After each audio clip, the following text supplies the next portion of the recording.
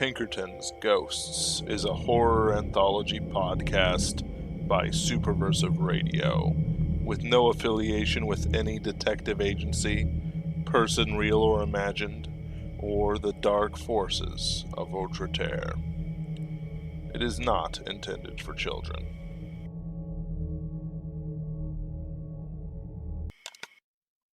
Follow the blood money.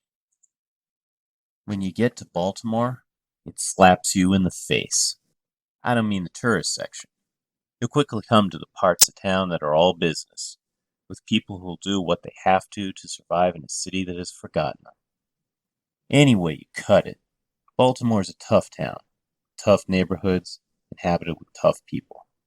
It helped kindle the revolution, fought off the British Navy. Everything that the world's thrown at it, you'd think it could take anything. Still, a vampire named Blood Money might just be too much. This is Tom Stretcher, reporting in. The date is July 22nd, 1984, and it's been a busy couple of weeks. I followed the trail of the vampire Blood Money up north to Baltimore, and been trying to deal with the situation up here. So far, it has not been going well. I haven't been able to report in until now because of the situation on the streets. Everyone's riled up, and I'm sending this from the safe house, through the secure pipeline. I should have waited for Containment Branch to send reinforcements, or for Control to send in more agents. I shouldn't have tried to handle this on my own. As a paranormal Pinkerton detective, I figured I could take out a single vampire on my own, and I didn't need backup. I was wrong. Blood Money is a whole different kind of vampire than I'm used to dealing with. Now, with all the dead and the destruction, I'm going to have to lay low for a while. Whole sections of Baltimore are now blocked off and shut down. Still, if I waited, I'm sure there'd be even more dead. I'll start at the beginning. Blood Money had fled D.C. in the night, and I was in pursuit up the interstate. His Maserati was a speed demon that I never should have been able to catch, much less keep up with. But there were two things the monster hadn't counted on. One was that my car had a roaring monster of its own under the hood, complete with reinforced shocks, suspension, and upgraded coolant system to keep the big beast of my car purring all night long through the chase. The other was the Washington area traffic. In the middle of the night, traffic is almost normal, but it's still enough that you just can't floor it and go all out. So we were both roaring through the dark, hunter chasing predator, weaving through traffic recklessly in the ancient prehistoric dance of the chase. Looking back, I'm glad he never stopped and confronted me. Instead, he chose to run, probably because he didn't know who or what he was dealing with, and probably because that's what he did as a man when he was chased by the authorities. A reckless chase didn't go unnoticed for long, though. Sure enough, the Maryland State Troopers took notice, and a patrol car pulled over Blood Money's car. As he stopped, I slowed down, glad to finally catch up. And then I realized what was about to happen. Blood Money rolled down his window and he spoke to the state trooper. I was already throwing my car into reverse, pulling away, when the state trooper drew his pistol and opened fire on my car. Blinded by my lights, and with pure luck, he only put 3 through the windshield and missed me entirely. More rounds slammed into the car's body as I hit the brakes and spun my car around to accelerate back down the highway, in the wrong direction. Then I raced down the median, the concrete wall scraping along one side of my car and passing semi-blasting by on the other side. At least the gunfire had stopped. By the time I managed to shake the patrol car and finally turn around and head north again, Blood Money was long gone. Blood Money's Maserati was later found off the road, with a body in the trunk. The body turned out to be the owner of the car that was later found abandoned in Baltimore. He had gotten to Baltimore ahead of me. Baltimore had seen better days. Boarded up buildings, gang tags on walls, and Other signs of urban neglect were everywhere. Seagulls circled everywhere during the day, having long ago driven out the ravens that Poe had made famous in Baltimore. Everyone here has had to deal with a lot over time: poverty, crime, government neglect. They didn't need to deal with a psychopathic vampire as well. Driving around in a car with multiple bullet holes in it would attract attention almost anywhere else. Not here. A little clear tape kept the cracks from spreading until the windshield could be replaced, and helped keep the rain out. I found my safe house and the packages that were waiting inside for me. Supplies, weapons, and a new identity were all waiting for me. The heavy was in a large wooden plank, clanking metal inside, ready for use. A Chevy truck was also there, as an alternate ride in case something went wrong with my car, and also to move the heavy.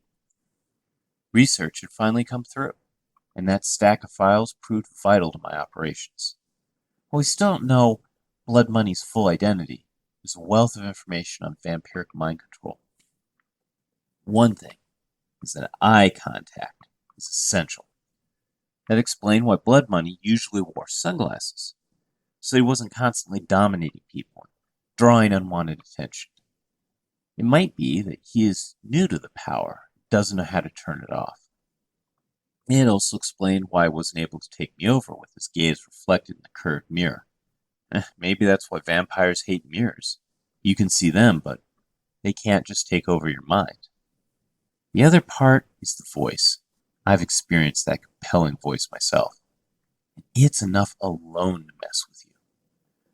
When you put that gaze and voice together, I don't see how anyone could resist it, at least on their own. It has limitations, though. Faith helped resist vampiric domination. That was probably why a lot of the gangsters shot in D.C. were wearing gold crosses. Blood Money wasn't taking any chances with any believers. There's also a limit in range, which seems to vary between 10 and 30 feet or so. Though there's elder vampires that could bewitch an entire amphitheater in the ancient world. Finally, daylight and holy ground seems to end the control, and victims come back to themselves, but with no memory or only a foggy dream of what they had done. Of course, Blood Money just needs to keep his mind slaves literally in the dark, hidden away, and waiting his next orders. So I'd be facing Blood Money and his mind control, and the new vampires he created, and the gangsters he had under his mind control. Would have been nice if Control had been able to assign a containment team, but I'd have to take care of this on my own. Locals and the police wouldn't talk to me when I tried to pick up the trail. They could smell the outsider on me. I took a more circumspect route than before. I knew any direct approach would have been impossible. Still, I had friends in town. You need that in this line of work. And for those not-so-friendly friends, I had a solution to their problems. The trail got hot fast. None of the local gangs were happy with the new gang war, or that an arrogant outsider named Blood Money was taking over whole territories. The local police weren't happy with body count that was stacking up either. So cautiously, indirectly, working through people whose lives had been turned upside down by a force that they didn't understand, began to put together a picture of Blood Money's operations and network. Then, I went to work cutting it all down. One by one, I found his new vampires and put them to final rest. New vampires are easier to find. They're more reckless, more aggressive, and dominated by their hunger for blood. They usually haven't figured out how to hide, blend in, like older, better-fed vampires. I made sure that they weren't going to last long enough to learn. As for the mind-controlled, I left them alone and stayed out of their way. They were as much the victims of Blood Money as the people he killed. Sure, they were guilty of a whole host of crimes, but I'm not a cop anymore. I left that life behind me a long time ago. Still, by going after his vampires, I was accomplishing two things. One, I was slowing down the spread of his underground empire, which meant fewer people would be dying every night. The other was that, eventually, I would drive Blood Money to do something about the damage I was doing to his vampire empire. He would either flee the city or would have to confront me and try and hunt the hunter. Either way, I was prepared. Or so I thought. Finally, after over a week of vampire hunting, I gave Blood Money a call. I'd already memorized all the payphone numbers in the neighborhood he was haunting. And so when I saw him passing by a phone booth through a telephoto lens, I gave that phone a call from the tapped line I had on the rooftop overlooking from a safe distance. He froze as the booth rang, looked around and found nobody nearby. Finally, picked up. "Yo," he opened. Smooth, baritone voice, broken up enough by the bad connection to be bearable. I figured that the telephone line would break up his voice enough to make it possible to listen to, not be enthralled. I was right. "Blood Money," I began. "Who this?" he asked. "Call me Tom. I've been following your work." "Hey, Big T, why are you following me?" "You have to be stopped. I'm the one who's been putting down your vampires." "So, I'm talking to a dead man. We all gotta die someday," I answered. He laughed. "Not me. I'm gonna live forever and see future cars. So, we should meet, Blood Money." "Now, why would I ever do that?" "Because this is gonna keep on happening. That's why. You're gonna keep on killing people, and I'm gonna keep on taking down your vampires. It's gonna keep on happening till one of us is stopped. So let's meet, and then it'll stop. For one of us, at least." "Mm-hmm," he paused. Okay, you got me. I got this place." "No," I cut him off. "I'll pick the place and call this phone tomorrow night with the location. I don't like this, I'm telling you. If you want all this to stop, this is the only way. Your only other choice is to leave Baltimore and try and start all over again. All right, we'll meet. Maybe we'll talk and work this all out." "Sure, Blood Money. We'll talk." I hung up. The trap was set and baited, but who was going to trap who? The place was an abandoned warehouse at the edge of the city. It's the one that's since been blocked off by an alphabet soup of federal agents. I may have burned a few bridges on this one. Doors and windows were all boarded up, and there was nothing but an abandoned yard facing the front side. I couldn't take any chances that stray rounds might hit a bystander. From my position on an inside steel balcony with my back to the brick wall, I would be able to see anything that came in from any window or door. The occupying rats, roaches, and stray dogs were my only company as I was setting up. They soon left as night came. Even they knew better than to stay the night with what was about to go down. By the time that night had fallen, I'd had all day to finish setting up my trap. I hoped it would be enough, but there was still a lot that could go wrong. Until dark fell, there was nothing to do but wait in stifling summer Baltimore heat. Waiting was the hardest part. Questions and doubts swirled around my head like swarming gnats in summer. Would it be enough? Was I really ready? Would I survive? Finally, would I really get Blood Money? Darkness fell, and for a while nothing happened. Then all of the night sounds around me, crickets, small crawling things, stopped. They sensed the approach of the unnatural. I readied the dead switch in the heavy and waited. It wouldn't be wrong. There was no subtlety or hesitation in the vampire's approach. They burst into the warehouse, through every boarded-up window and door with reckless fury. If I hadn't been on a second-story balcony with a brick wall to my back, I'd have been taken right then. The vampires were fast. They charged inside the warehouse in less than a second. There were over a score of the undead in there, all after my blood. They were all new ones, though, without a lot of self-control or direction. And they paused to gather together and snarl and hiss in my general direction. and snarl at each other to form a crude pecking order. Older vamps would never be this reckless and uncoordinated. Still, eventually, they'd have gotten their act together and easily overwhelmed me. I never gave them the chance. First, I flicked the dead switch. It set off a series of flares that temporarily blinded their sensitive night vision, and also provided steady illumination for me. It also set off the 4 claymore mines I'd set up in the corner of the ground floor. The loud crack and roar of the explosives sent an unavoidable hurricane of shot through all of the vampires gathered below. That kind of damage would put any man down, but only stun the vampires. That was all it had to do, though.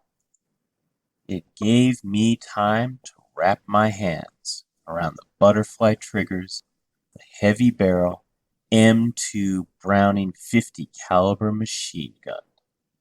Ma Deuce. This one was donated to the Pinkerton Armory in '45, and it's a beaut. Likely the best machine gun ever made. It's just like the one I used to use back in my days in the Army, and it was still in use. Wouldn't surprise me if it's still in use for decades in the future. I needed the tripod to keep the gun steady, and still the heavy bucked and kicked wildly, making it difficult to aim. 128 pounds, the mother of all machine guns still knew how to kick her heels up and show her man a good time. The steady, low-booming cough of the gun formed the beat for the macabre dance of vampires as the .50 caliber bullets hit home. Normally, gunfire only makes a vampire mad, but these bullets can blow off arms, legs, and heads. No amount of regeneration can keep up with that. The vampires got themselves together enough to try to rush me, but it was too late. Angling the gun down, the bullets would ricochet off the ground floor, up from the concrete, and strike them again on the way up, tearing them apart, rending limbs, bursting bodies open from the inside. They ran out of blood, rage, or whatever it was that was letting them regenerate, and collapsed under my fire.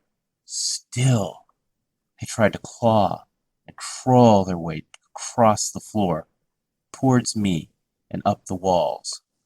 I played the stream of fire relentlessly across them like a fire hose, dousing a fire until it was completely out. Even when they were still, I kept on firing until my ammunition belt ran dry. I wasn't done yet. The bundle of ashwood stakes, mallet, and hacksaw waited in the box next to me. I didn't have a lot of time to finish up before the police came, but I needed to make sure none of these vampires would rise again to drink the blood of the living. There were 25 vampires, and it took 15 minutes to ensure their final death. Practice makes perfect, after all, and I took no chances. But it felt like hours. Blood Money had not been among them. He had gotten away. Again. In the end, I had to flee the scene and leave the heavy behind. Sorry about that.